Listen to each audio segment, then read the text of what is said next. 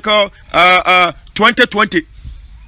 Second Chronicle 2020. And Amos chapter 3, the verse 7. The book of me patriotie.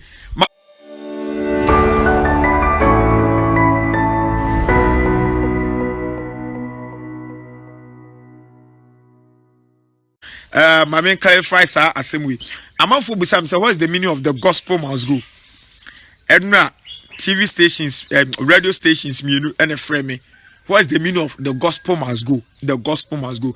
Me patcho reason why am me papa me dem dey see me so say the gospel must go ni. Assembly nyina Matthew chapter 28. The verse 18 to 20. Matthew chapter 28. So if someone asks you, why do you join the Gospel Must Go group? Why do you join the Gospel Must Go live broadcast? This is the reason why you are joining. Matthew chapter 28, the verse 18 to 20. Was it go ye, munko wiasa fanenina enko kasempa no. Minko de mihuni se asempa no enko. Minko ano mihuni se asempa no enko. Ene yete faako.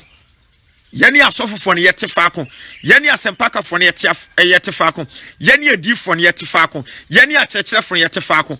Ye expect say enipa ne mom na emra ye nchen. Nanso no asema Yesu Kristo kan si go ye. Eti na when Jesus was on this earth, he sometimes found in the temple, on the street, in the village, at the market, in houses. Eti media me botai nyina ne say me pese me bie nipa ni say Yesu Kristo asema o kan say the gospel must go. The gospel must go everywhere, irrespective of the area, irrespective of the person. Everybody need the word. So the gospel must go. The gospel must go. And then Jani see the gospel no be kono. Ya kwadwofo. Nyankopon woni kwadwofo ntimi nya dwumo. People have been calling, brother, oh, I need the portion of your anointing. I need the help. Make a unye serious and God cannot use you. Nyankopon ntimi ni kwadwofo anya dwuma. Ansa na Nyankopon de adwuma be hye wonsa no. Odi nka wi onu akariu. Enu ti na most pastors are frustrated. Johnny Occult. Most pastors are frustrated.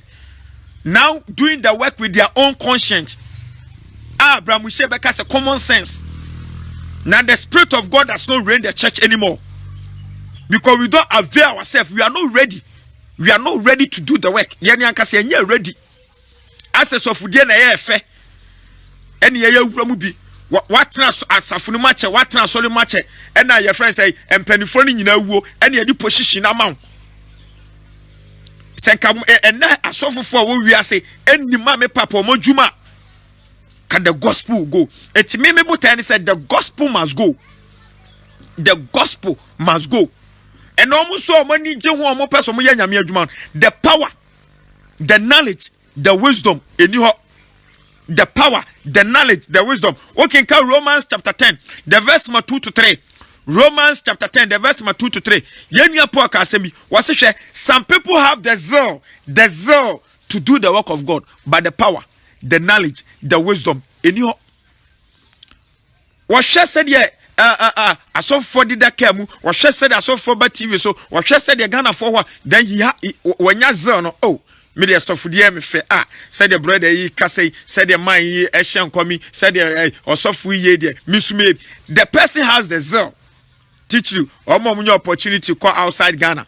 All free Ghana ekono e Pentecost ni, all free Ghana ekono e Methodist ni, all free Ghana ekono e Roman ni, all free Ghana ekono e SDA ni, or call UK, or call or call US, or call Greece, or call what do you call Amsterdam. O konye sika o bae no. Wo who say yes Ghana ha no, ade a wo ya wo moka so fudie. Ise so ba o kwakwa tena Pentecost no, Methodist no, because o sika obetime be a TV station, obetime be a radio station, obetime akwaje prot kese o kaso a esi asodan, obetime na wo sika usu upegana the whole your friends say gospel musician ubenya omo and no wo sika ope band boys ubenya, singers ubenya. The person has the zeal osofu no nkwaje aduro by opportunity no ho e na ne kon so dose o yesanyo san kwafo na eya adwuma ne kese Ghana ha san kwafo na eya adwuma ne kese. ba adwuma omu ye nyina e consonante because the power, the wisdom, the knowledge omunibi, but they have the opportunity. Wo sika, wo dan no, wo members no, wo instrument no, wo TV station no, wo radio station no. Name the word that gives salvation to mankind, nyame amfa ama no. And in Romans chapter 10. Romans chapter 10, the verse 2 to 3. And a muso ya diama munsu ama me papa. Mamo wiase agugudie miamia mo. Ama mo free kwan so. Ya free kwan so. And obi aye de open. Ya mompa ni amfa ene kwose ada som no hihya so. The gospel must go and the gospel is still going. Minim se osom ne bekọ wian bebre na abu befu. Ubufu so amemfa ho wo won soma me. Tienie, won soma me. Eti ma life broadcast me be ka de be yo de. Tienie pa o. Ma say me be pay followers. Dabi. Ma say me be pay followers. Me ba say ma me papa. The uboni. I am the gongon bitter for Christ. I am a gongon bitter for Christ. Me ne hwe na mamobi. Answer me bon pa ma me ka sem wentu ma tie fo asum. Ma me ka sem we na me listeners, me followers mutie. Me nye pray for me pastor o. Mami. Papa. Me nye pray for me pastor o. And from me so for bompa mama from me so for kire me me die nie course am pese me tie ni oso na me ken kan kire sem no na me duru han ase e kire ma adwen kakra obetimi aboa me eno de mani beje pa ene 100 hours kwa me nyama oso me tie adwama mu na me pese me jai tim pese o kire me kwan me eno de meboa na pray for me me block line me nye pray for me pastor. Me, I am a gong bitter. Mine is to beat the gong, sound the trumpet. Isaiah chapter 58, 1 to 2. Wasi muntiamu dendenso, muntiamu seto turbento. Na munka ada samamna tuanchere. Ne ya wa abwaniye fo bebro mu peso mu pincha nya menchai. Enyo mu pe wiase huudie entina me wa ha. Ne mo mu peso mu Kristo. Na Kristo betino mu no mo botene ne bra enu ntina me wa ha. And to obota say me brother Martin contact me sick asem my worry sem me broko. I need people who are heavily minded. Colossians 3:2 wase munyine no me wosoro nya no me wasasi so. Cheni me pe wona ma me papa wo peso hyehye wona japade wosoro. Eti se we wa adwe se wo peso hyehye wona japade wasasi we so. Eti me mompa ma wa me broko me nya pray for me pastor. I don't pray for people. I teach people how to pray. Tie. I don't pray for people. Me mom pa ma nipa. Nemo me chire nipa kwan fa so e bom pai. Osofo, me nim kwan me e fa so e bom pai chire me. That one 100 hours crowd I will waste for you. Nemo pray for me. Oba yare akre osofo, wajuma sem kre ma kwantuo. Na da obe frɛ se brother Martin awuo no wan e be bom pai ma. De chene ye pawo ada wo be frɛ aye se brother Martin wo frim ene sa ada no ba ne bewu satan usika sem beko so aye basa mame it's high time we tell the truth. Yesu Kristo ebra esuafo dumienu no Peter, John, Mark omukodi Yesu achi no after say hon konkura ba omo so no me chene ye ma hu se Peter ko Mark ko se Mark bompa mame ana say John bompa mame Davida media ne se men kyerɛkyerɛw na Kristo metena mu asa my is to lead you to Christ, let you know Christ, the ope the one pe me wie. That is where my work ends. The canon, the Holy Spirit takes over, not the pastor. The gospel must go. The gospel is not going. That is why you don't know the truth. And as some and ekoso senkenepa enye COVID-19 and as coronavirus now we are son dem pa ko he concert amanfo yi no ho. The gospel must go. Me patcho yeka gospel. What is the gospel? Yeka gospel. What is the gospel? When we say the gospel must go, and the bebre name asempano. Eneteni pa o. Ma mo frefre no, ma mo frefre me sremo. Me life. Phone na mo frɛ no so na me call life wo si. Me patcho ma mo frefre ma mo mfrɛ bi. Me patcho cheneteni pa o. The gospel must go. Yeka say gospel, dey no gospel. The gospel must go. Yes, Kristo kasemi or 2 John Second John chapter what you call 2 John 2:10. Was say me pacho chele pa o. So obi ba wo nchen na onkura Yesu Kristo asempa na ma monye no. Bible no me yeti so 2 John say obi ba wo nchen na onkura Yesu Kristo na asempa na ma monye no. Enchia kura ma monchia no. Na wa wo be chia sa onikuro no. Wo be ne bone fafafo hu bi. Ena mi busa question say tie pa o. What is the gospel? Pastors don't know, church members don't know. And I have to fry. Okay, come Matthew chapter 14 verse 15. Yes, Christ says ni friend kwa mu nyamba tamrem. Ni friend kwa mu nyamu betamrem. We no suffer now. You will be in the church in the name of your son nyame. You will die and you will perish because anim dia we muni. Many Christians will go to hell not because you are a thief, not because you gossip, not because you fornicate, because you don't have the knowledge. You never heard what I said. Many Christians will go to hell not because you are a thief, not because you gossip, not because you like fighting, but because you lack knowledge. You lack knowledge. When we say gospel, what is gospel? Yakasa asempana. Yesu kono say pacho chere nie pa o. Yesu Kristo kono wase munko wiase nyina enkaka asempa no. Etime kwahia mi bu se wiase fa na nyina say yakasa asempa de ne asempa. This morning me pacho pastors and that man kwa sorry o. Coronavirus inti. Me pacho invite your pastors, your teachers, your deacons, your apostles. This is teachings. Me do share me ya church nko a. Invite them, share to your pages, your group chat, share it to them. Invite them. Momo journey. Today is Sunday. We are having a fellowship where wase baby abenu ana ba asabe shani dim no. Today is Sunday. I had a no correction, no tight. Bra. It just free broadcast. Bra betiebi. Wase tono krement on Proverbs 23:23. Invite, share, host to. Onso de obe no. Me pacho o collection no obe to one say obe share. Collection today is to share. If you share, you have given out the correction. Because if one soul is being won, do you know the blessing I will gain today? Say na okra ba kukra ejitum so odiboni or the no ma Yesua me pacho unimishira menya. It's more than your money you give me. So share. If you want to give money, take your money, share for me. Fausi can share mommy. The gospel must go. And it's you and me who's supposed to send the gospel. Minumi and yes, asempa trejumanere echo. Minumi it's you and me who's supposed to send the gospel. Me pacho ansa na ebebom pa no munchi. Mi busa mu nyinam se ede ne asempa. Sa asem we asofufo beberenim. Kristofo beberenim. Ubusa so ede ne asempa o se asempa ne nyam yasem oboa. Yesu Kristo kono wase munko Matthew 28 no wase munko wiasa fa na nyina nkoka asempa. Ena mi busa se ede ne asempa me pacho ya kasa asempa ni nie Yesu na awo na brabo ni wu ne sorry ne soroko ne samba na temu. The book of John say so obi ba won chen se wo nyame akwa obi ba won chen se wo nyame difo na se won kura Yesu Kristo na asempa na ma monye no.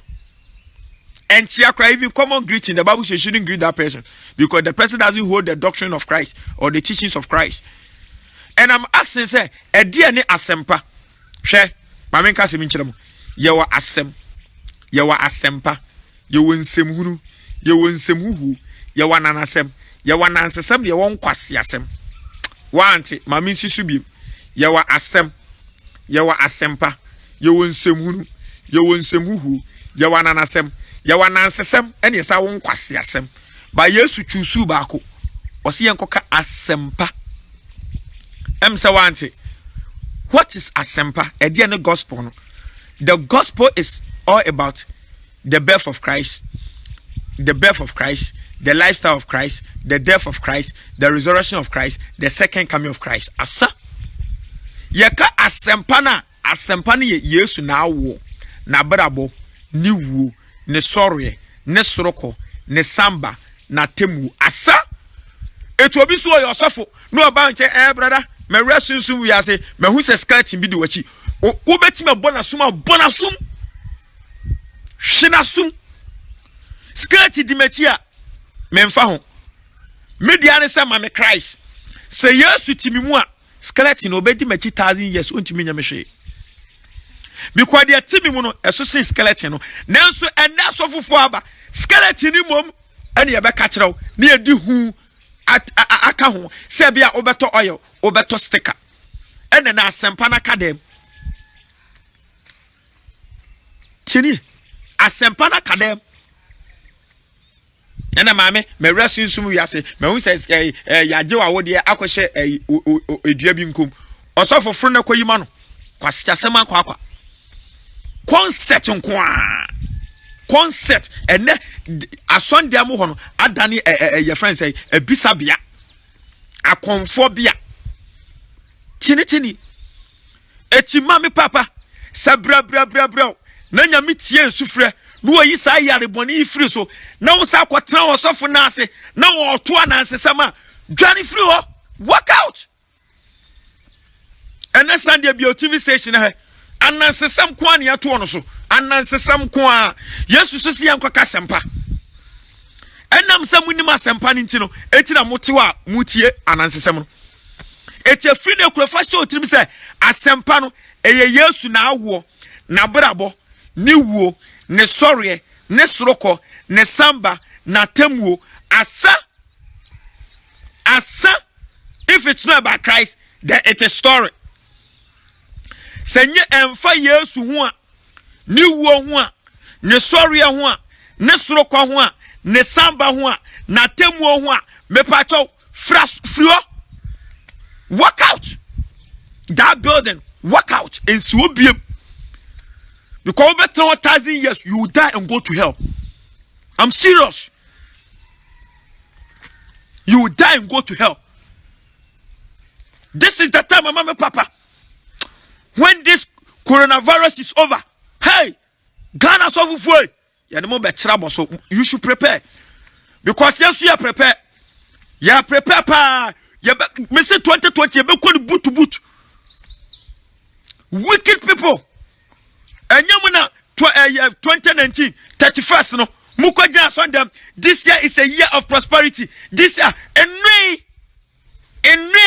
yanko baby akra na coronavirus ni enwe akrofo wudifo digitally gan anansesam kwa you call yourself prophet, you were able to tell tieni krofo within konfo. We are comfort, I are comfort. You are a thief and at the same time a priest, a fetish priest. You were able to see what will happen in December 2020 during the election. By just March, yeah, coronavirus that you are not able to see. Udifo, nyama amwa difo amwa Ghana. And I'm sorry, namuja the book of what you call. The book of Amos chapter 3 verse 7 say, Eradi nyani bibi, I just wa ye chane difo. Eradi nyani bibi, I just wa ye ni akrofo. Adimu nyina makwa Bible school sofo, aduano sofo. Ewi ase wudia sofo. When I catch you say nyankopon nyani bibi, asikyerenie the book of Amos chapter 3. Tie. The book of Amos chapter 3. The verse, even all the book of Amos chapter 3 is all about Proverbs. Muntie, Amos chapter 3. Hello, Ghana ha quotation asofu for ni jaso a defato for jinaso. Amos 3 and a Second Chronicle 2020. Second Chronicle 2020 and Amos chapter 3 the verse 7. The book of me pachotie. Mami mi money kakra invite me pacho mon share hey mami. If you know the importance of sharing this message on, someone need this message to be saved. Someone have been enslaved by a prophet. Someone has been enslaved by a pastor. Someone has been enslaved by a teacher. Someone has been enslaved by an evangelist. This is the time the person needs to be set free. And this truth, and you break and loose, never set to flow. Right now, what I'm doing is deliverance. I'm doing deliverance right now. This is deliverance. This is the authentic deliverance service. This is the anointing service. And yes, so bro, so any budgets. Asem. And you break and loose asem. This is the time for liberty. Only the truth can set you free. Only the truth can set you free. Only the truth can set you free and nothing else. Truth no, and a bit me set you free. No kurano. It's in the book of Amos chapter 3 no tini. The book of Amos chapter 3 no is all about Proverbs abebu. As it renie sa Amos 3:7 no. Nyankopon nye bibi. Agi so ye kire ne difo. Me patcho tie enka ne tete on. Na generation bia ne o season bia kwa Nyankopon fa so kasa kire ne ma. Eduruba bi no de fa ahemfum tie. Eduruba bi no de fa judges. Eduruba bi no de fa difom. Eduruba bi no de fa what do you call ahemfum. Ena ha no asekire nie. Asekire ne se nyame onye bibi abra omoni pakoko. Enye wo prophet no wa wujira ho na you self acclaim prophet one some no wako. A free Genesis to Revelation adie bia nyame be bia no odi nka ka kire nipa. Sodom and Gomorrah kokobo bai. Noah penso kokobo bai. Yani penso kokobo enne ma nyame ye nyame. The difference between Yahweh and Lucifer is that Lucifer John 10:10 one of the more koko obewia na wokum na wayede wasei ba Nyankopon de Elohim de Yahweh de one odi nka etisa Amos 3:7 asechire no se na wu na kwabonsam jema you can't blame God because nyame mo ahu ate de da ho wu a de besie eti so wu a na kwabonsam jema you can't blame God ene ma nyame ye nyame ade ama bonsam ye bonsam ne se wonu onye woye bibia omonipa kokko ba Nyankopon di oye bibia eti the prophet there ejinoma children Nyankopon ma prophet na ehye Amos 3 no eya bebuo ejinoma Nyankopon ma eti nyame nya bibi abra onka nkire nipa nyame nya bibi abra onka nkire nipa wase medi nsuyiri besamo yane peso se hwe me besa asase bena ni sekuto osoro babobo mede osoro fofra na asase waka yari dome ebe nyina waka enu ne manyame ye nyame eti samu chekere Amos chapter 3:7 ye chekere seche we se ebesiu tu no osofo no eti sabe wo ye obi yire kura no ka cho se mame ne wona sabe mame mfaw na wunya nyaba obema na faw because wadwen ye dia show tribe. Let me tell you something. Say mamu tie mi nyina no me pese me fam nyina sa akoa me pa cho me mfa tuo me gyina usu me mfa please for me gyina usu me pese me fa sa akoa. I need to attack your mind. You can only enslave somebody when you are able to get into the person's mind. One thing me say me followers nyina no se me pese me de mo ye nkoa me ntwituo emesi uso me mfa soldiers me mfa ba me mfa hwe ade a me hian se me wura wa adwim asa etuodi nka de asem wetu wa adwim na nka be ye die pass wo be yire no osofo dware Jimmy okrokro ware okra wa dware da ade ntra because you are in slave on se wa won chen no what ya na sound so strange but onu a wo ye involved the victim no wenim de oye ye in slave no Chinechini power, yes, and the only way to set these people free is the truth. So don't tell me, bro, you are so aggressive when preaching. I am not aggressive. The word of God is aggressive. Hebrews chapter 4, the verse 12 was it asem anu onam sene kranto ni fenu. Abra wokan was it ewura akwa eni echimu na ya adwen eni akomate muafo. It's fire. Eja. Chini. Jude chapter 1 the verse 23. Jude chapter 1 the was it ebimu a yenhimo mumfri bonsam jem. Ebimu ha yenhimo mumfri bonsam jem. This is the time, Mama, Papa, we are going to lift the flag of Christ Jesus. Ghana Christophe mum mose monto jom. Ghana Christophe mum mose monto jom. Mama Francaso osahini Yesu dehine. Mama ni diso biara owiashen kama obiara nte se Kristo ye wiase han. Ghana Christophe mumose monto jom Ghana Christophe mumose monto jom. Mama Francaso osahini Yesu dehine. Moma ni dinso be biara owiashen kama obiara nte se Kristo ye wiase han. Kristo ye wiase han. Kristo ye nkuni mudi. Brother, moma ni dinso be biara owiashen kama obiara nte se Kristo ye wiase han.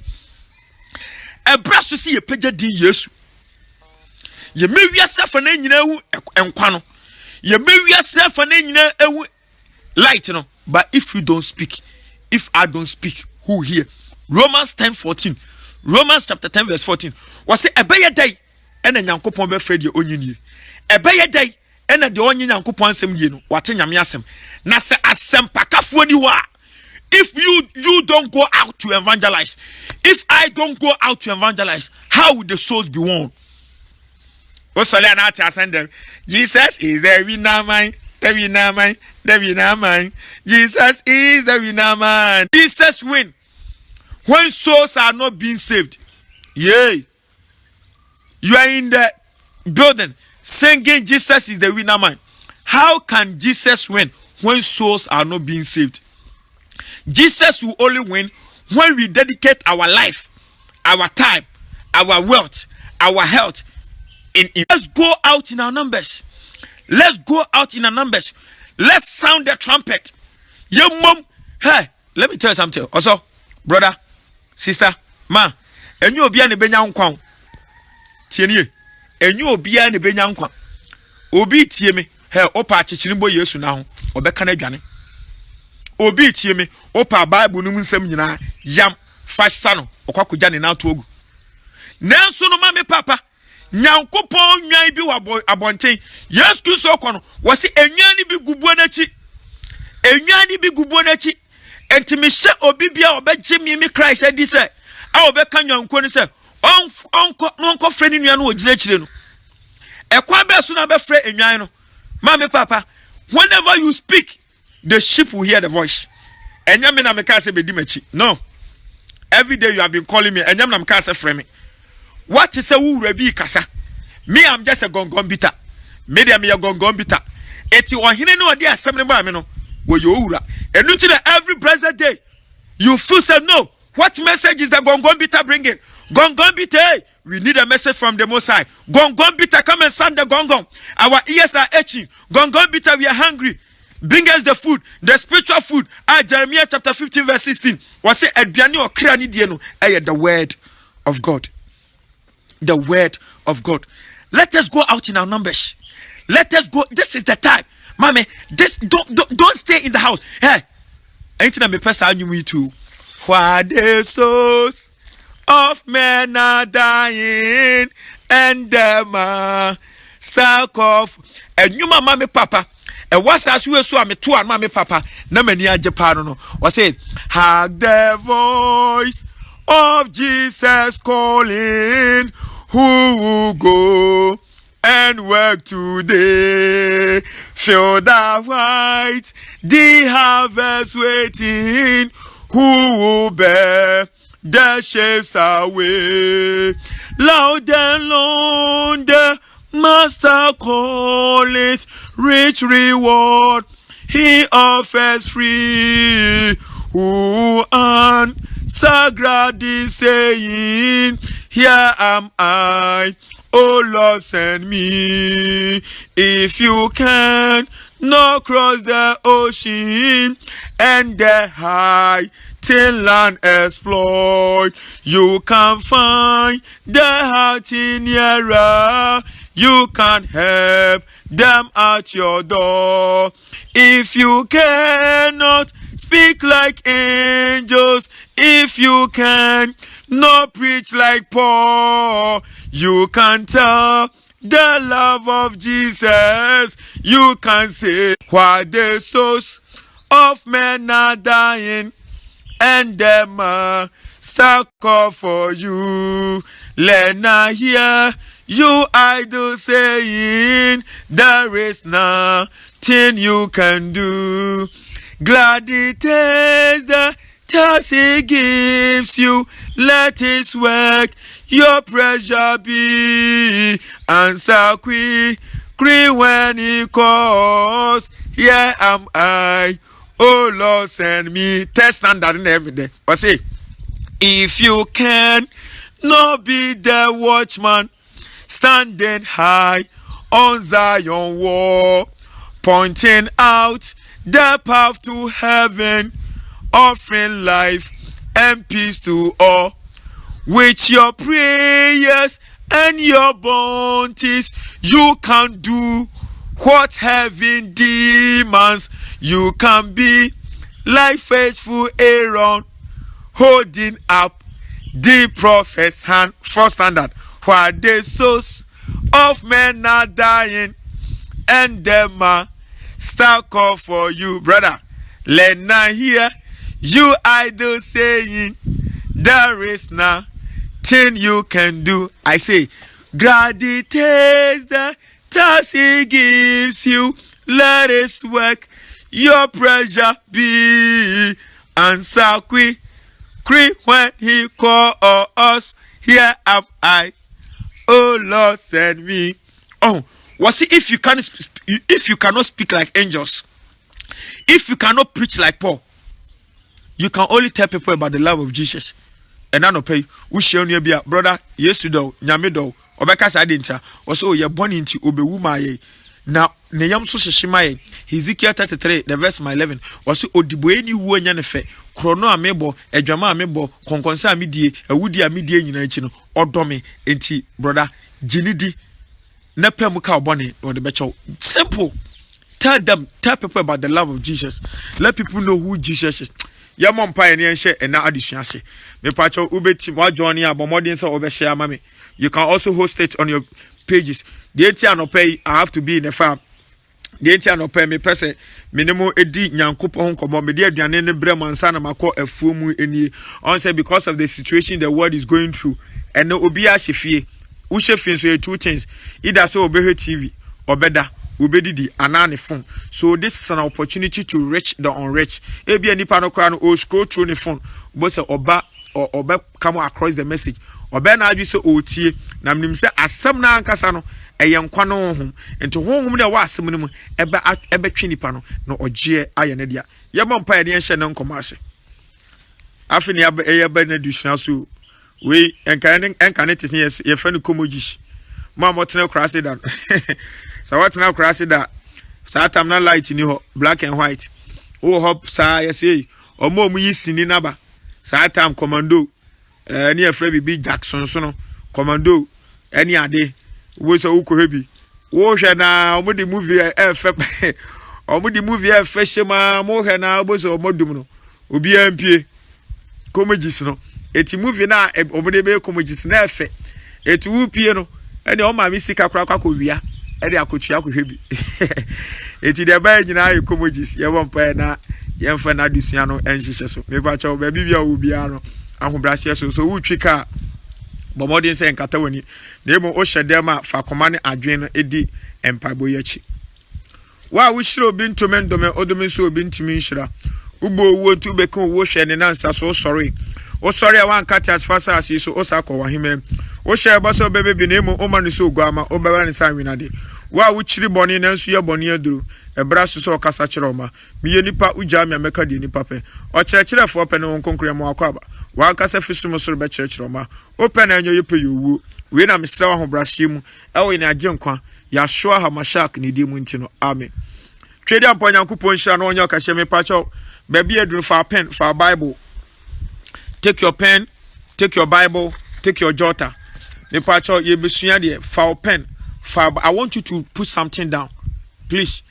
Bible readers, Joe down so ohinema trimude maji. Me pacho those of you who can copy and paste. Ebi obi wa o jumem the Bible oni Bible won chain. Those of you who can copy and paste the scripture, make sure you put it on the screen for me. I beg. Those of you who can copy and paste, make sure you put it on the screen for me. It's time for teachings. This is teachings. I'm not coming to preach. This is teaching. We are teaching. So please take your pen. Get a pen. If you don't have a pen with you, in case you're having phone with you, 2 phones, maybe your phones, the phone that you're watching from, maybe you have an extra phone. Go to the place where you send message. Draft it there. What take care of phone?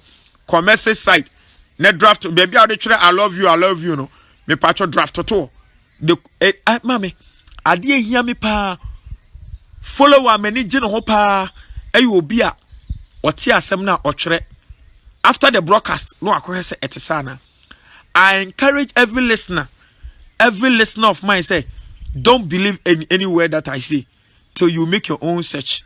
Me anipo enu kire ya dada bebre na e dey pa say do accept the truth. Wonim say otimi twa ntora afene ntora na ye papa ma. Tenete ne pa o. Because the ene Christopher bibia ya di I receive. Amen. Nya bibia na ejidi o. Enye bibia na ejidi. Okay, can Acts chapter 17 verse 11. Acts chapter 17 verse 11. Yenu ya pa asem o kan o se he Juda fo no. Omo ntese Tesonika fo no. Omo de omo tie Nyankopon asem a omo de akomaji ni pefe. Na se Bible mponi omo nchen a omo kofia no makwa twere asem se etesa na. Ene Christopher say ena omo te Nyame asem a asem na kasa me omo. Sometimes me if you want to find joy, joy is in the Bible. If you want to find joy, the joy you are searching for is in the scriptures. Also, to me, TSMB, hey, I said, you see, so be a go so, eh, wakuma talk from some inner joy be, minia, Yami more do, Yami more de, Yami more de papa, Yami more de papa. There's one who and I became Yami ya. Me pacho. And now this year, minimum besting. Mestre say quotation bia, asembia make bia wherever I quote it from. Me patcho shabai bunum. You even if you don't have time because some people are there, they want to follow the message to get a concept. You can just jot it down. Just jot it. Don't you can just write it down. Write it down. And even after the broadcast, you can still go on my page, the Gospel Must Go page, or you can still watch it again. There will be me patcho. Sana me person me listener say. Me pacho sana we yes I many Joe papa. Don't believe in anything I say till you get to know that no, this is the truth. Yes, this is the truth. This is the truth. That is it. Me focus in answer obeko heaven. Me focus ni nya. Sama me papa benya heaven yako. Enti wo frɛ me a question wubusa. Emu a wo hia say brother boa me na me ntimi ko heaven. Heaven so ye nam nipa ba ko peso. Christ John 14. Christ so ni asam na ye besua no.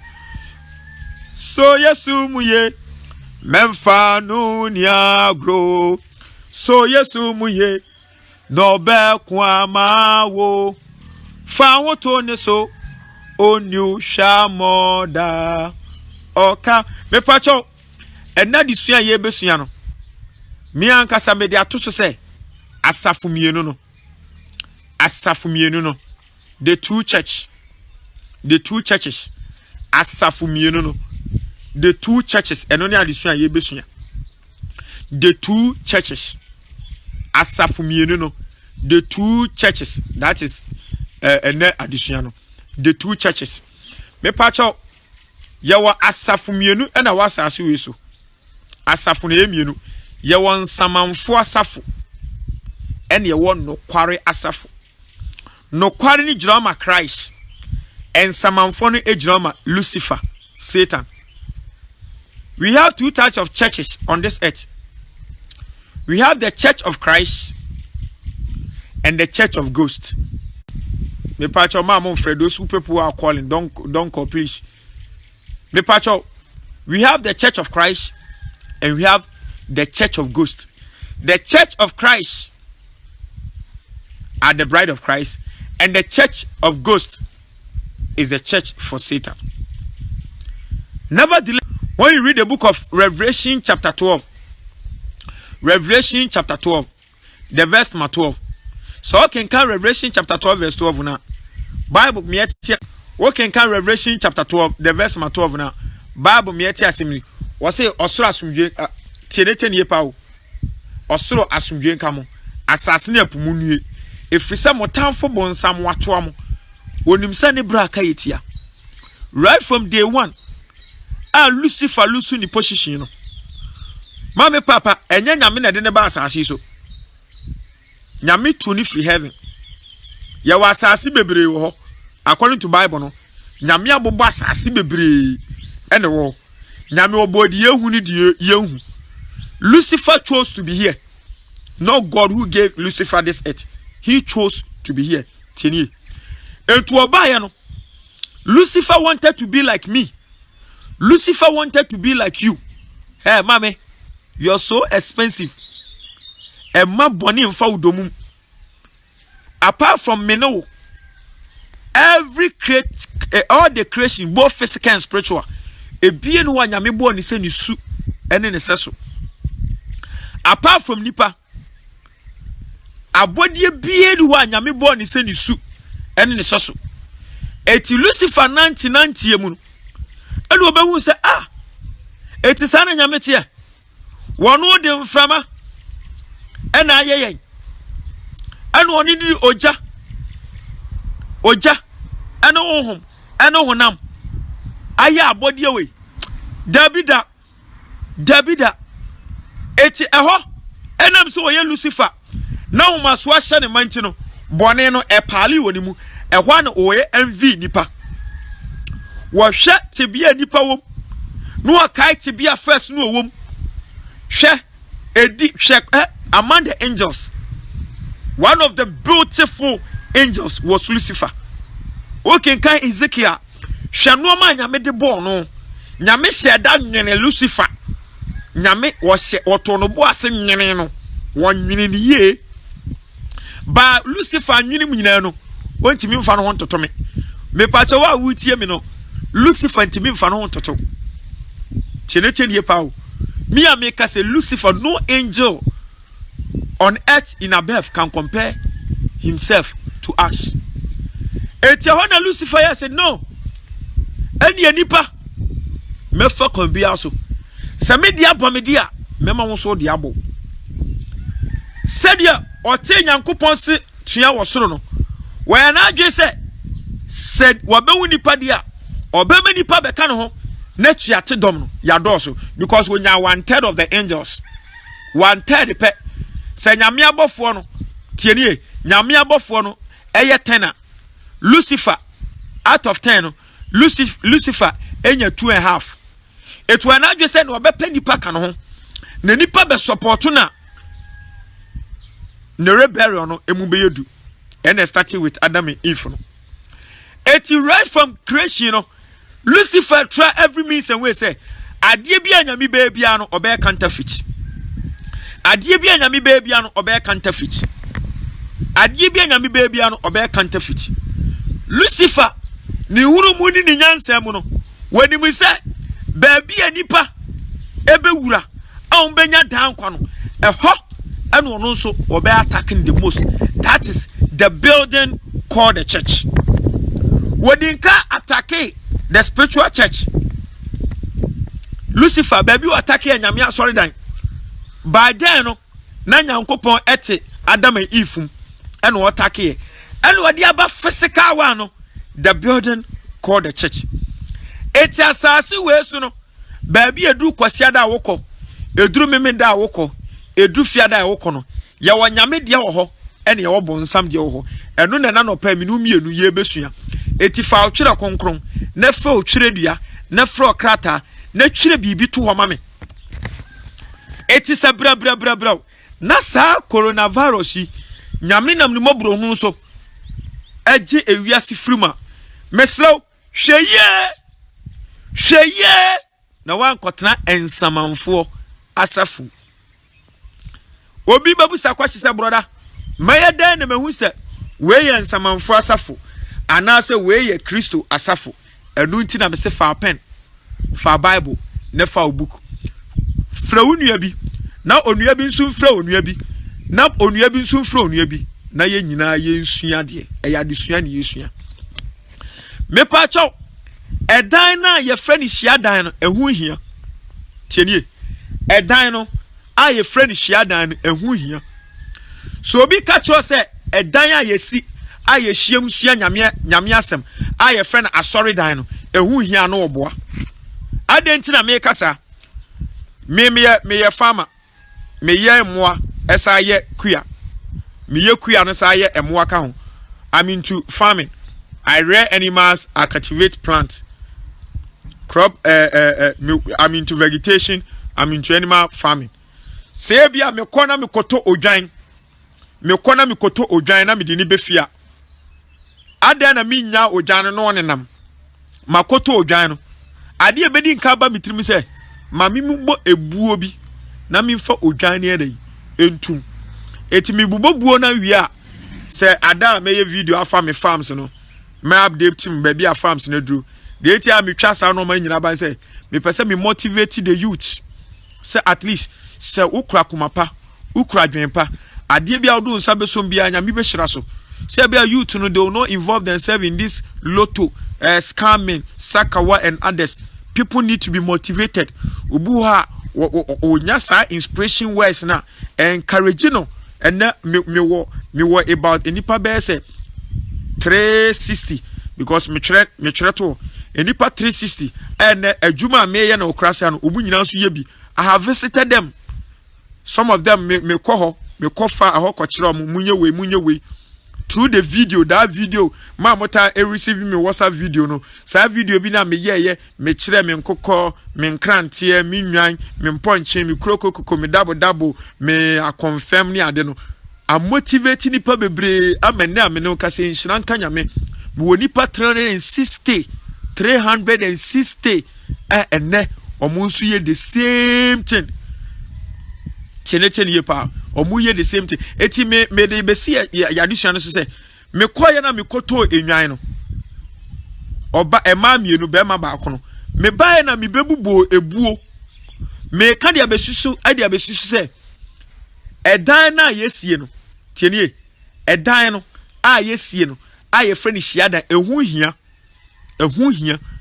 because okwa bonten na ukoto edwan eba even aboa kura na wo de aboa ni befia wo de ne to edan bim na wa ma na duane adi wa hwa aboa no so kopim so obenyina ye kama so obawi o so obeton why wo de aye de opeso ye sanso na Yesu Kristo sese mimi ye ni dwan wu ye ni dwan aya yira mimi ye ni dwan wu ye ni dwan eti se ye kwabonten se me evangelist se me kwabonten na me koka asem ni wi a do obagie adie no me obi a me bossu papa me bossu sanyankopon ya adoma because enipa bebre mini kura me onipa be se ma me papa 700 bossu they are calling, they are busy calling but me pese yare ano brase me pese me bugana mraso na akase ya odi nipadom bi ekwa ha odi nipadom da bi Yesu Kristo ba ro se momfa kaisa aha momfa kaisa de ma kaisa le no ya adwuma eka be your friend say Joseph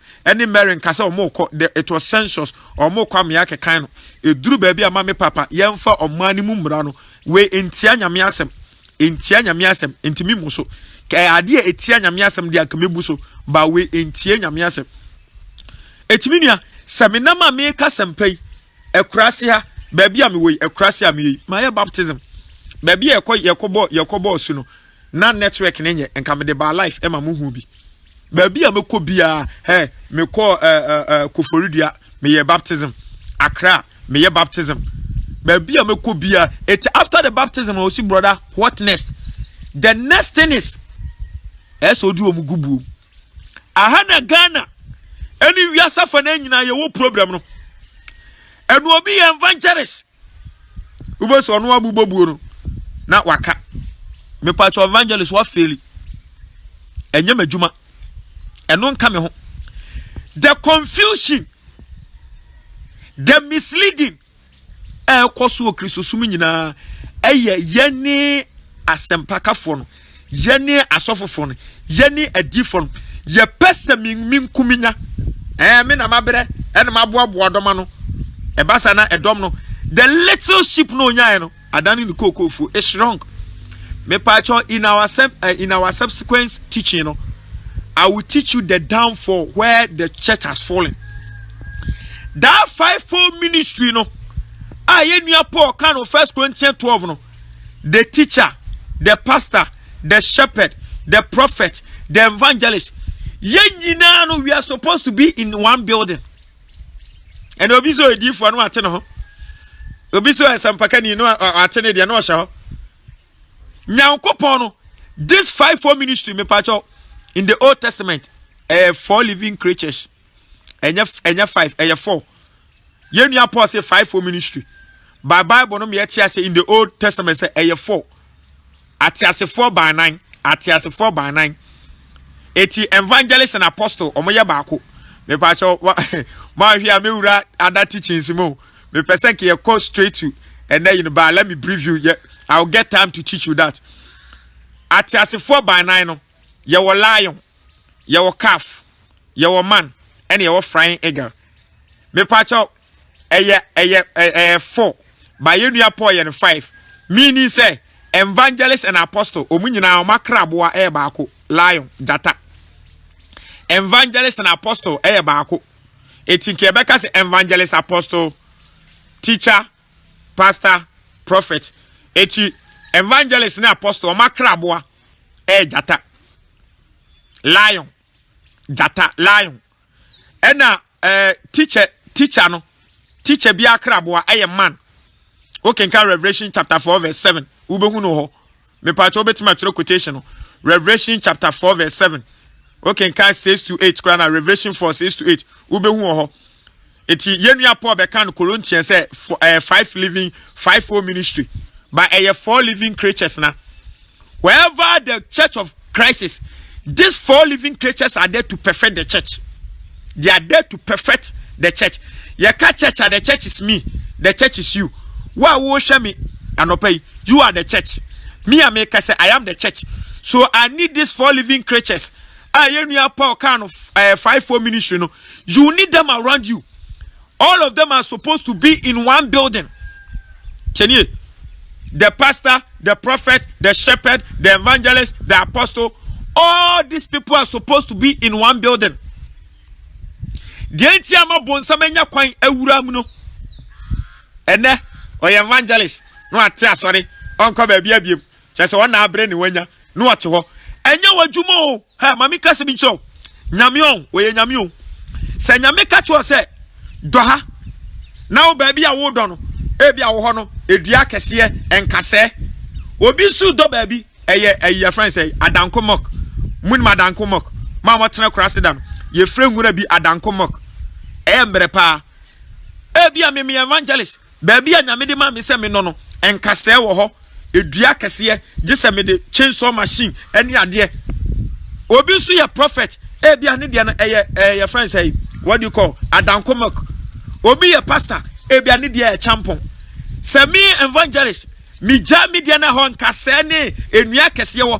Na me se me kodo prophet a osofo emfa wona akra obetwema urade emfa wona ensenchene obeye eno na Matthew 7 obeka se Matthew 7:21 obeka se frim suko urade enye min pa na mitimi ebompa obi da ho no sorry frim suko I don't know you because baby anya me sha wo so do no wa no ho mami I don't want to go there me pese me call eye one full teaching me de 1 month be kire me de mu bawura Numbers chapter 2 no enipo di nkan nyame ma ne tia sore enipa nyankopon di nkan ma ne tia sore wo tia sore no so no these 4 living creatures calf lion man calf flying eagle nyame na chusu nipa bi enti impress of lion no na nyame aka che Moses in place of lion no fa your friend say Judah Zebulon Issachar me pa cho me pese me sa teaching say me daba saba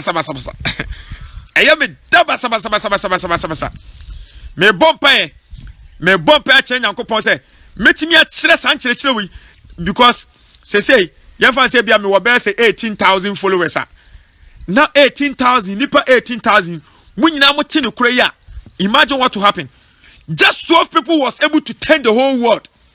12 disciples and ama semna ko wiase nyina 18,000 followers yentimi amfa no kra no ko mami ami business so wunye serious a wote ase no be ka kire obi a efi no ko menhwe me share me video kra chini heaven no mami papa nya gro ne edio jokers will not be there, lazy people will not be there, unserious people will not be there.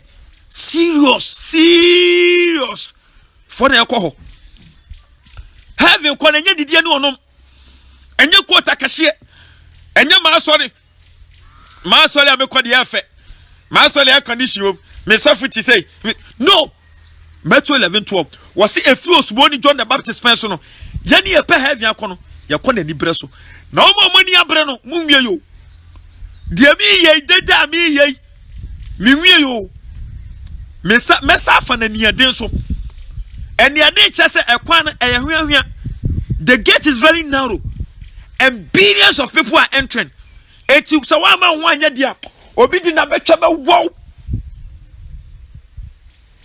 wa ma ho anya den amwani amre ye cow ye tin ye chon na woko. That is the kingdom. Mami obi catch us say to be saved is easier. Time you are a big liar. Time you are a big liar. Yes, you the obeji no. Name of say be ya wa bra bo be fata Yesu ho na asem no. Everybody on this earth can accept Christ. Everybody on this earth. But for your life to be a Christ-like nature, that is where the work is. Me fa Yesu say me kan ma jenkwa de so obi abetimi akabi. Me fa Yesu say me kan ma jenkwa. Efo ne bibia wasase we so. Na mmom no se ebe ya wa bra bo no ebe fata Kristo no en ho na asem no. Eho ena asem no.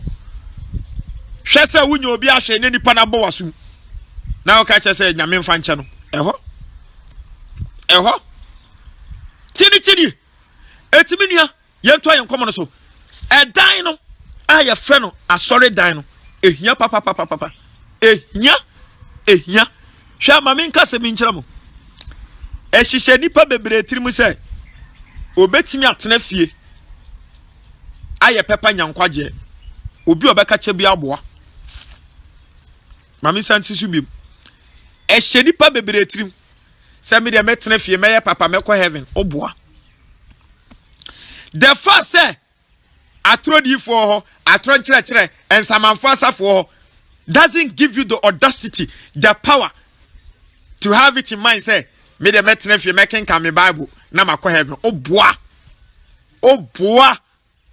until you see two are better than one.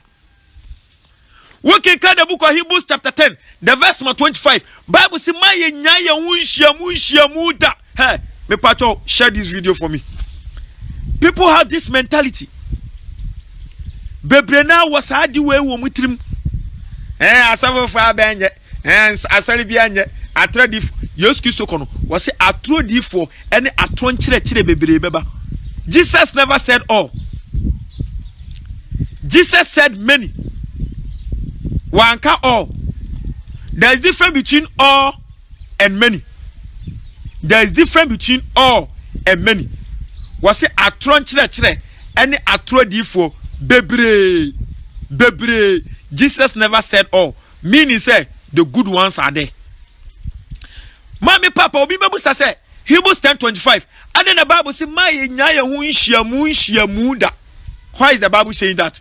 Mami ka se mi chiro. Mama ko school da no. Ye fra bibi metamorphosis. Me pacho science for no. Metamorphosis.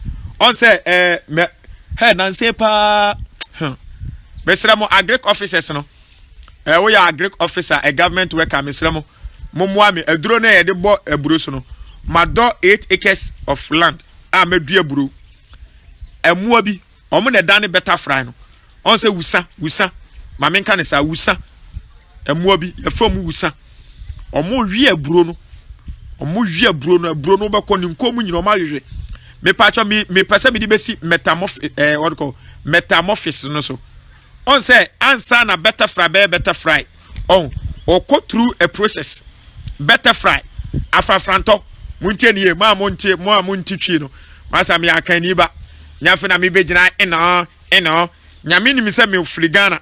Me ya asantini eno ode na asama hye I will speak my language. I'm proud to be a Ghanaian. Me medranka eno. If you don't understand, let someone interpret it. The Holy Spirit interpret it to you. Tiene. Answer na afafranto. Ebe ya afafranto no. Mama tene cross it down. And now mama go school before a better fry will become a better fry. The better fry goes through some process. Live eye. L-E-V-E-A. Or go through some process. Me pacho san will be a waji Yesu edi bia wote. So we go through some process. Chini. who go through some process. And you fit preocupa no wabe o Christo ni dabi. Would you yes you dear? It doesn't mean you that moment, mama papa. You are a matured Christian. And then say kia wa abofra na we nipa. Kia wo na we nipa. Wo ba na ko sensu obrami. Ko yese. Reason why your Bible say my nya ehunhyiamu danie. Mame, what the hell say yehyiamu? Look at how you are feeding your soul. Look at how you are feeding your soul. Me patcho ansa na meto aso no. Your group chat be a friend Garden of the Gods. Telegram. Mesre me followers nyina. Ye we broadcast na download the Telegram app no, download the call phone so. Ko Play Store download the Telegram app no. Mame, Telegram app is a nipa 1,000 kwa na wo so manage.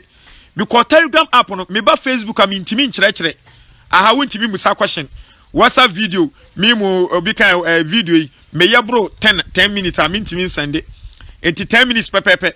10 ben adi bebusa question. Me ba Facebook say ya 10 ben adi bebusa question. But on the Telegram app ubusa question, contribution, suggestion. Ye wo asofufu bebre wo Telegram app no so.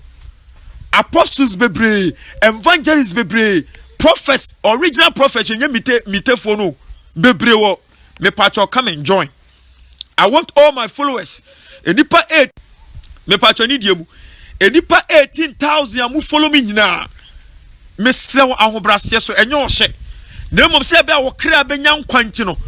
Download the Telegram app no.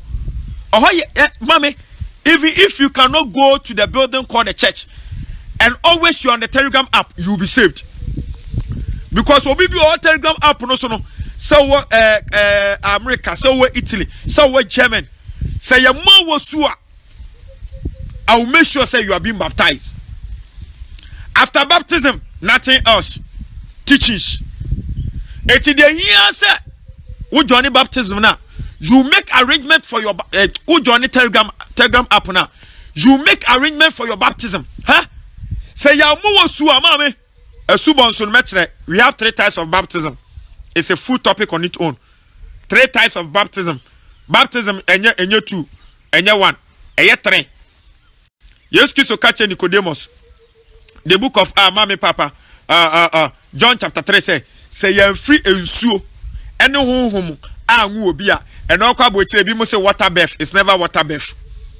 Enye obi say ya wowa.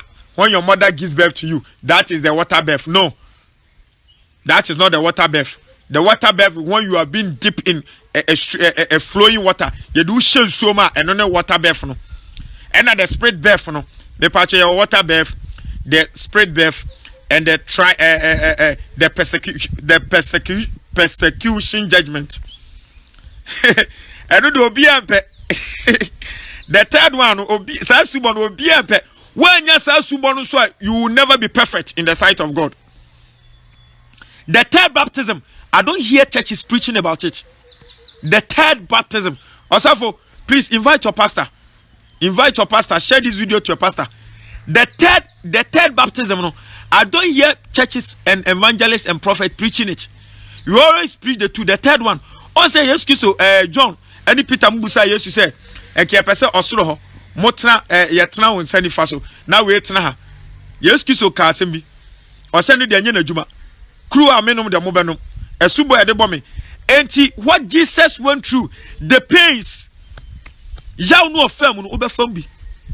Enti na kwasibo ni si no cross, no crown. Eni monyama eni abakosam no enyi nyina so.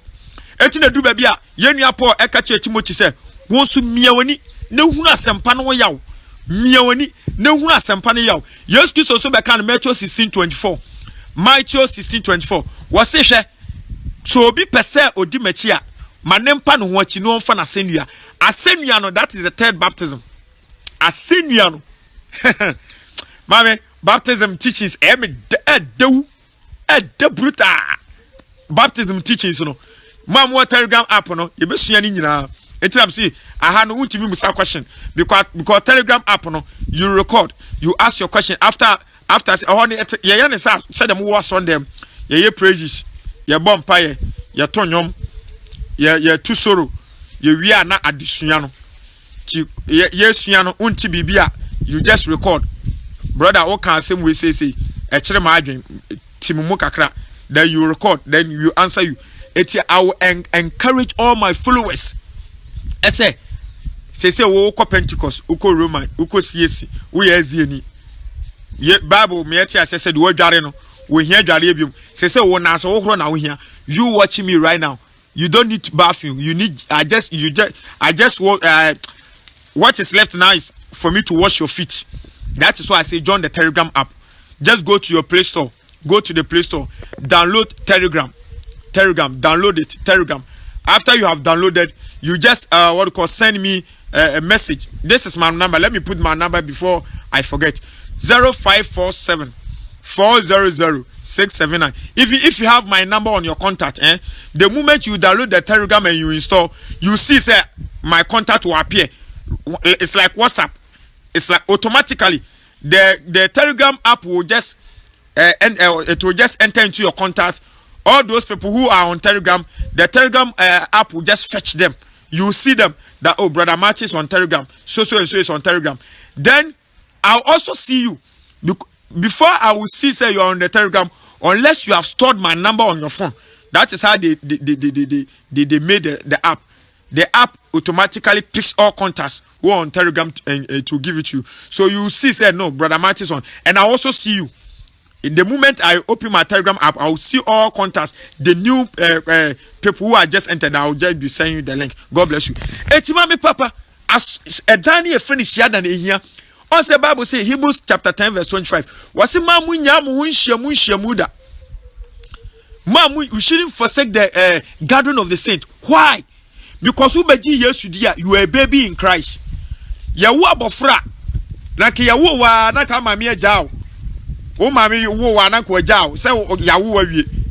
Etuwa be wiasi. Wa ankasa kodidi. Wa ankasa kodware. Ebasa ubewu. The same thing. Uji Yesu dia. We are born again. We are what is about fire. It's in 2 Corinthians chapter 5 verse 17. Was it so biba Christo ma? Wa beya abodi foforo. So biba Christo ma. Oh, someone is asking for the number. Me pacho me number ni 0547 400 679. Who are outside Ghana? A plus 2. Me patch obin infanto message side no.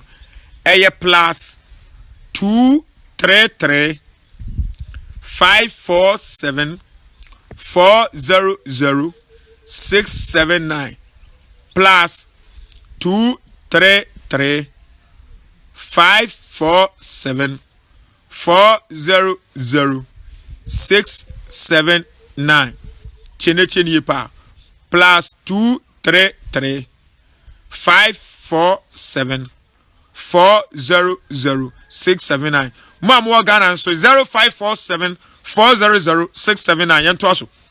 Me pacho minye pray for me pastor. And then my battery it me lasted for even 2 hours.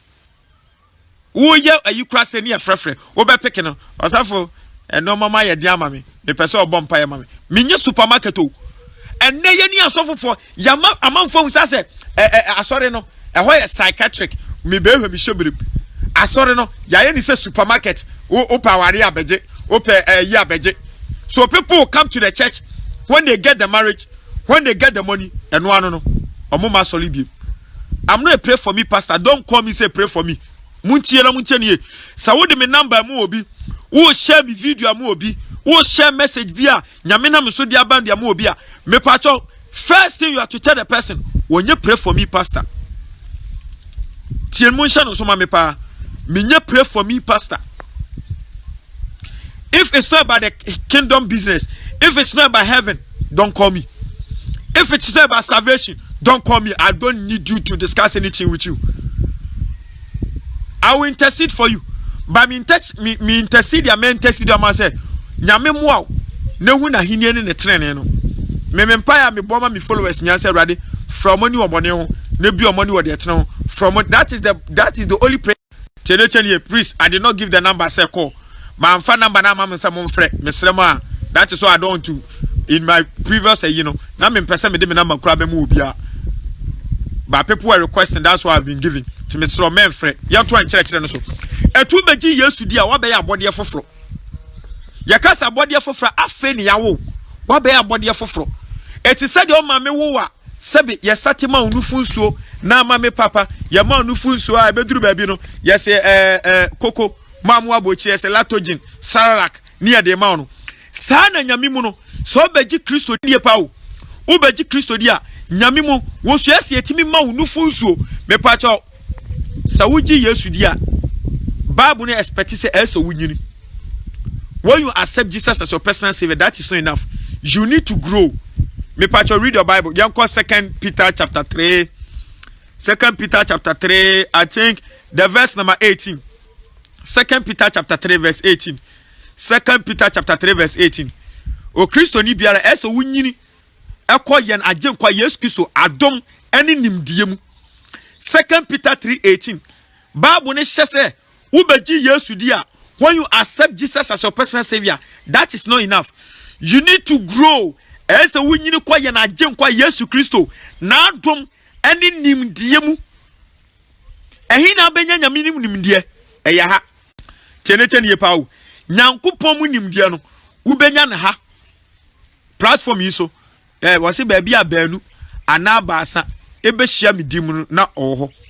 Eti every garden of the saint, either on television, either on radio, either on social media, either in the building, God is there.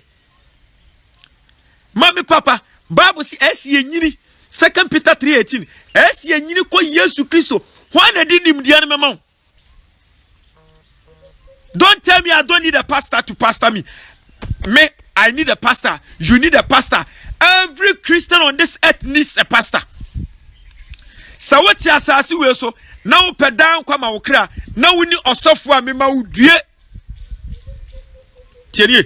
So what ya asasi we so listen to me. So what ya asasi we so. So what ya asasi we so now pedan kwa ma wokra now ni osofo a me ma wudue. If you're on this earth and you want salvation for your soul and you don't have a pastor, woe unto you. Woe unto you. Chiri. Etu obi bia beje nyame dia. Nyame asede se o mo osofo. Me pese esua dia kaka. It is the duty of God to give every true believer.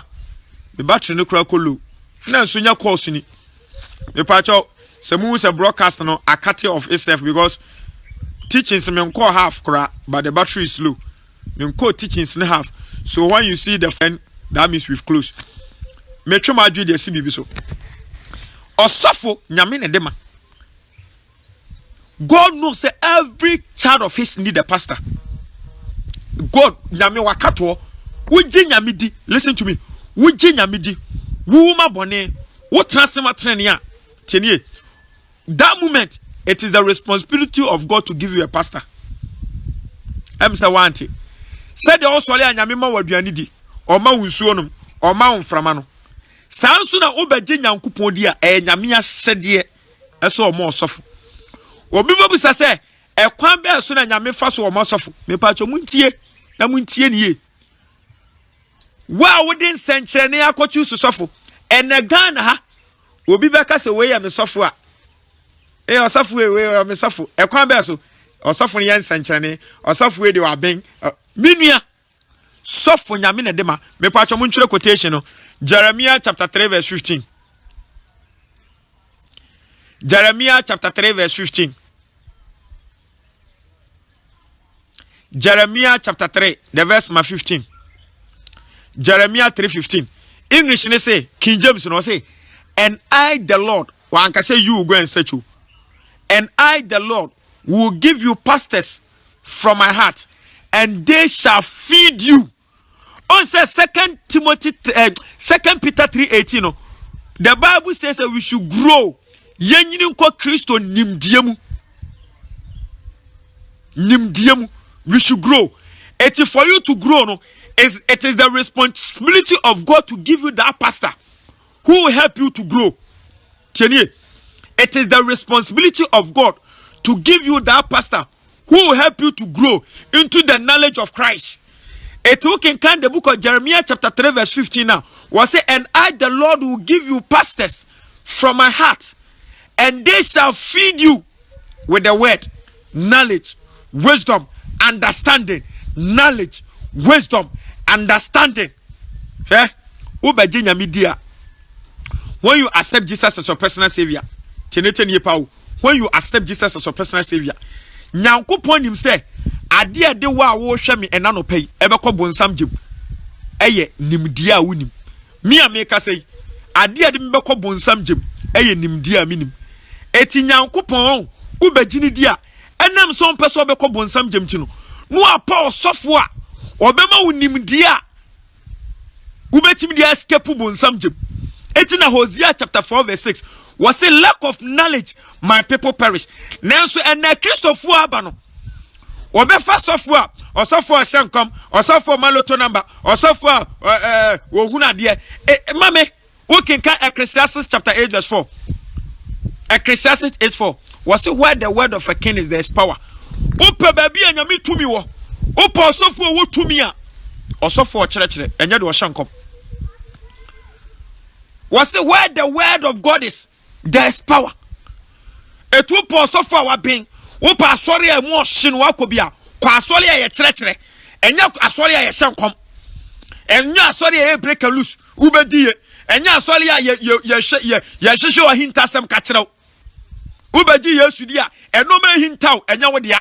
Jeremiah 29 verse Deuteronomy 29:29 Deuteronomy 29:29 was it the hinta nyina Nyankopon dia na de wo yi akire no eye ne ma dia no wo yi akire asam no kire konkro no. Every prophecy you want to know about yourself is in the Bible. Study the scriptures and you know everything about yourself. Asafo, dia na hu fa me ho. Me hu se uti adani kube. Uti adani kube. Sa na me hu. Adie bia person hu fa wa brabo ho no. Study the scriptures. I don't expect someone to tell me say brother, ubedi. I don't expect someone to tell me say brother, the Bible, me read the Bible now. I see my future from the Bible, not what you will tell me. I see my future from the Bible. That is the Bible. Na yenu apoka say so obofo mpo free so obiba so your for where you dia no be start mame me the oil ashe me de nyame tumi ashe bottle mu who ko use oil we who ko use me say san kwofo no ebra so say Ghana you tawo Ghana mumi enka you tawo Ghana mumi enka mu mom ni mu twi sa so fofo no de ase twa na ba tini this is not the time to joke. Okay say brother Bible say mani nyina mom nyi jimi no jimi yamani nyina mom nyi no enye within the Christianity o yamani nyina mom nyi asikire nie se Bible ka se yamani nyina mom nyina me pa twa asikire nie me ye kramoni wo ye Christoni the first say me ye kramoni no enche se chenchena achen enem meko wo ye kramoni nti no meku afra asase wesu no nemom obi a wagi Yesu adie no obi a wagi Yesu adie no ene wo say gu Yesu Kristo hu fi no mami ka sem jo quotation mo ntwera mami. Some people have been called, brother, why do you attack pastors? I don't attack pastors, oh. I don't attack pastors. They are not, don't use the word pastors for them. They are not pastors. They are not pastors. I attack fetish priests who have made themselves say, we are conform, quiet conform. And you say, Akwawi, Obofo say, why are conform? Oko offense, ni fear. Offense comfort penny or no nina na munyina wu na aduru no so no de awura sofodie reason why mama papa ye ni abre wo sankofu we su ne se ne ye pese pom ntoma na wa wani afra wu no kra ne se ade na wonya sofo now this sofo to ho so. That is how me she wove in sheepskin wove, and it's not everybody that will see etiye ni ebe hu na ese yeka ne nyan innocent souls a adwane ko ho omunyina firi innocent souls ni nyina dey efiri ho metwema dwe de sibibi so eti sofo nyame na de sofo ma eti sa wo hwe me na ensenkyene Osaf where do I be on? Osaf Minia. Okwa Sunday mo it was one Sunday be you watching me. Remember how did you join your church? Look at the process how the journey was sorry no. Osaf ne de okwa pai Bobby no mu ye prayers and na akwa no catch say brother me bra sunsun wi ase me hu say o ma me de wuti adane basket okwa fu me no de ko efri one house osaf me ne mbosom me ma odue okwa Sunday mo ha first visit and osaf ka say ma me sorry me bra sunsun wi ase me hu say obusuafo ya hyehye owuo yare de agu anim na so Nyankopon kasa kire me say what na accident dua we mu ma me kasa say nyame akwa me de oyi we bo from sa no ma nyina metwam ye free one apagya so me ma odue sofo nyame na dema sofo nyame na dema mi busa se osofo na wote na se nyame na dema wo anan sankyere na dema wo sankyere na dema wo dia me ma odue eti Jeremiah 3:15 was say and I the Lord will give you pastors from my heart and they shall feed you when what time does the feeding goes on ahana me kan dia besi asafo no me pacho me church for the two types of churches and samanfo asafo and no krasafo and samanfo asafo and no krasafo. I just want you to know what the church is, the importance of it, and send me we are matching with the difference how you see say this is and samanfo asafo, this is no kwara asafo. Trade am for Nyankopon Islam na onya mukase me phone na ma me warning say shut down low battery mesremo me SMD ecosi charge because I have to finish this broadcast today. If God permits, it's not my wish to end here. But please, before you leave this broadcast, make sure you share. Make sure you share. I mean, per se, I didn't I don't want to do that. I want to finish it myself. It's message say, if God permits, nyame pen and your but my phone you could switch out. Maybe some of you will call, you will not get me. The phone will be switched off and yamia. The phone will be switched off and yamia. It's in case our friend when ya the patchoma boomfu. I know say when the battery is fully charged, you will get me. Trade upon Yankupun share no one your cashier. I dear back open and person me catch them. If God permits, we will continue. Say phone number battery charge say 12 say 2 say 3 o'clock say 12 o'clock you be share. Yes, I be shame you be same time Ghana time you be share. Yes, I be shame. Ready share no one your cashier. Me patch answer na be kono. Telegram app no very important. E hear me papa because mommy reason why I'm telling you ni Amos chapter 8 verse 11 year adwuma Amos 8:11 year adwuma wasi ebere bi ba ekom kase ebesi sasaso we so enya duane kom ena enye sukom nokore no mommy I know the course eba me so me na mini message eba me so people are hungry and thirsty for the food Telegram app no recommend ma obusuafo nyina mo obusuafo nyina mfo mu mehyem yenye collection wo ho yenye obi sika wo ho yesua de osofo ma church members nyina mehyem asoleba wonamfofo nyina when I give you the link send the link na mawa you are administrator yourself send link ni be account say you are an administrator ubetim dia mu bia ubetim you just click the link you are inside the church you click the link you are inside the church into message say Telegram app no obi download we are send the link no we second link na ubetimi share me pacho me say Easter is just at the corner me say me followers nyina Easter is just at the corner me wo villages bia mama papa ye ba ye ko remote areas bebu abekokra no have villages kra soro kra ni ho I have villages wo beko nipa na de da form atare kra no obu ho aware pa so ntoma ba ko ebebonu mu sa from morning to evening ntoma just one cloth ebonu eno kra nya atare ebonu mu ebebonu mu sa okodwale anu awa odwale wi anu de ahobrase ne ani die mu ebia won tare dada empabo dada o manketo ano omo ntare na enko omo no me pa cho I know say coronavirus aba ba Yesu tiasi na osoro edi adanse asase di adanse even if the shirt is being affected Nyankopon na nkasa a ni din eni ni moja ati ade ho no ye bete ho e de ama obi na obi nso ahye so don't fear say yes coronavirus and I say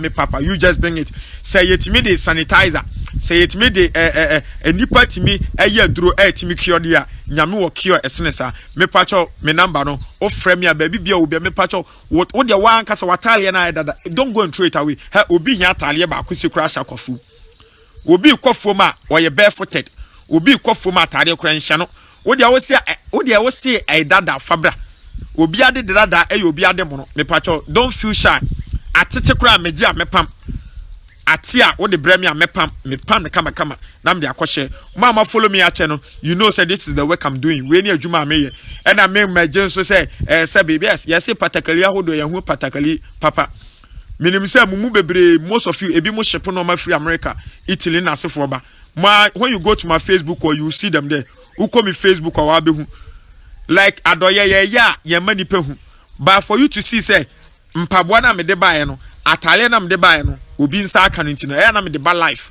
e ba sa mamma na ahamo why please I know me left and right Bible says e bonkum kura ya ade ni kwa se papa hu e ba sa monya maketua na mo se be ya wo mo nsa nka bi be ka bi se be ya wo su benya komapa na watimi aboa ntino enu ntina ya na ye ya doye na ye de ba life e ma wo hu bi no chene sankantade ne mpaboa na me de cheche no eye media dia nka me mfa ma life entale ne mpaboa no if it is mine because yana me wo no ma me ankasa no so sanya me to me nsema me na me adwuma me ye me ku adwuma sometimes ebi mu to kosua no kokko no to no mu to kosua me nyesika me wo no ma me di me sika me personal money eno no I will not tell you because me ne me nyankopon tem ba atade ne mpaboa no enye me dia eye wo dia me ye somafo eti ese me a wo soma me no me ma hu se soma na wo soma me akoduru eti hu se me de sa no ma na ba life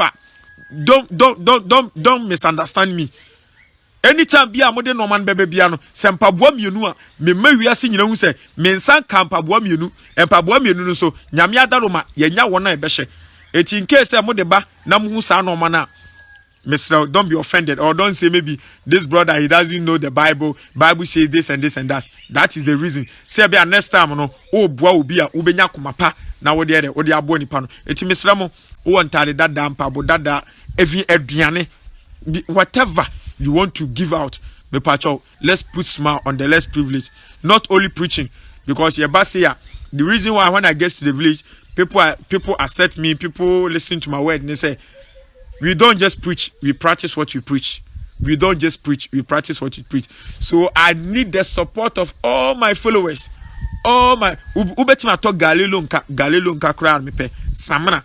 Whatever you can give. Take my number 0547 me patcho any moment from now the phone can go off. If a number nentem 0547 400 679 0547 400 679. Yamon pioneer pong because ye me teachings no ye beto aso. So me phone no ama one best at telecra yamon pie. Wa we should be to mendome odomi so be ntimi nshira. Ubo wo tu be ko wo hwe ne nansa so sorry. Erade medium ye gongon bitaw ma boda wuro no magu aba no. Na emum se be fifi se be nyini wonsam ne de hye. From etiefo ani obone na bi omo de otena ho.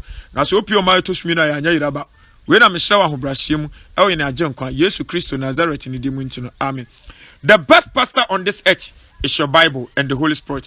The best prophet, the best evangelist, the best apostle is your Bible and the Holy Spirit. And found to the pastor that Jeremiah chapter 17 the verse 5 was say eno menka obi me ameka sem ye nipa osofu ye nipa fa ho to asem no so na asem no ni hwamoda me pastor person onyino hunhum. Read your Bible every day, pray always, attend Bible believing teaching Spirit Fair Church, obey the Holy Spirit, tell others about Christ, and it shall be well with you. I joined the gospel preaching chariot. I avail myself to teach and to be taught. Salvation of souls is my focus. So me pacho se won to collection wo beto ne say you will share. Me pacho ya pan sorry. Nanso se won to collection ato. If you want to bless me, just share. If you want to bless me, share. That is the blessing you can give me.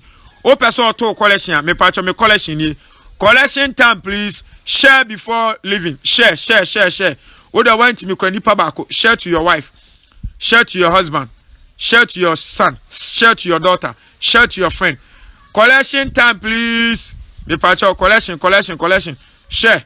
That is the collection I need from you. Share Mobi. Me